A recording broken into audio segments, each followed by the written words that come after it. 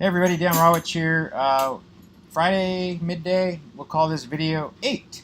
And I want to do this video. I wrote a long write-up on Facebook, but I think maybe sometimes it's easier if you can visualize what I'm talking about. So I took a trade in Intel today.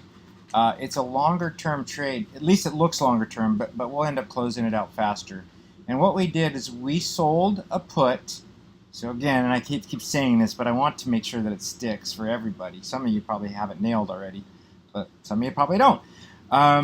So we sold a put all the way down with a strike price of $35. So almost off the page here.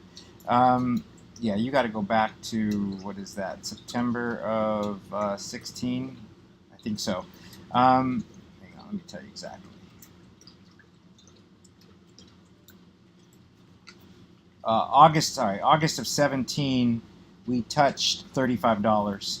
And then if you go back 2 years, it was trading kind of in this $35 range, but very rarely got outside of it.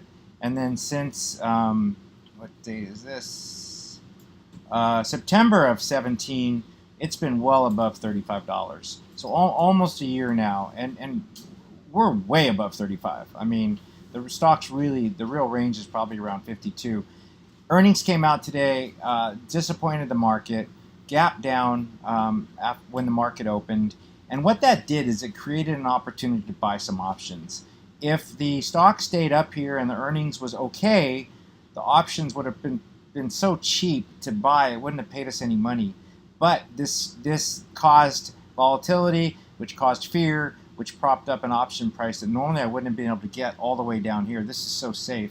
And I've made money now on Intel, 3 different trades, doing very similar trades. This one I like the best because of this gap down here. So just to show you what that looks like, oh, and I want to show you kind of the levels of support for those of you that are maybe still learning how to draw these lines. So support is, let's see, I would put, well, we're below this level, but right here is a pretty strong level, so we're just touching this. If we were to blow through this, which is unlikely, then we got extremely strong support around 43. And then we'll have more support here at 38, and then rock solid support down here at 35. Okay, makes sense? So we have to blow through 4 levels of support in Intel to lose money. And what I was saying on Facebook is, let's say this happened. Let's say, now I've already made $280. I'm going to round up to $300 for making this trade. Stock stays above that. I keep my money. Easy. I move on. If the stock were to fall down, let's say 34, and someone says, hey, you promised to buy these at 35. Here they are. So now I've got a stock that I bought at $35 that I love. I love Intel.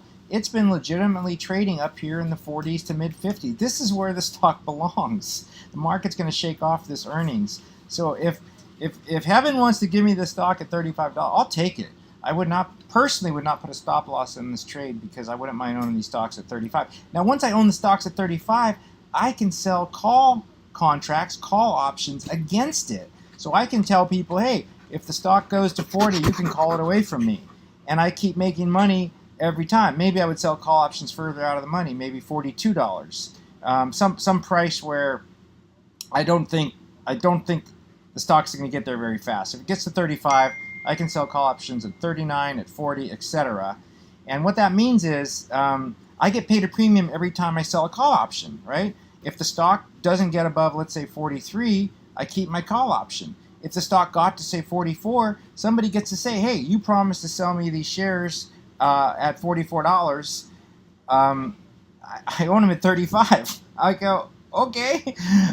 So what ended up happening is I owned the shares. I ended up getting out of them for a pretty good profit, and I collected 2, 3, 4, 5 premiums while I owned the stock.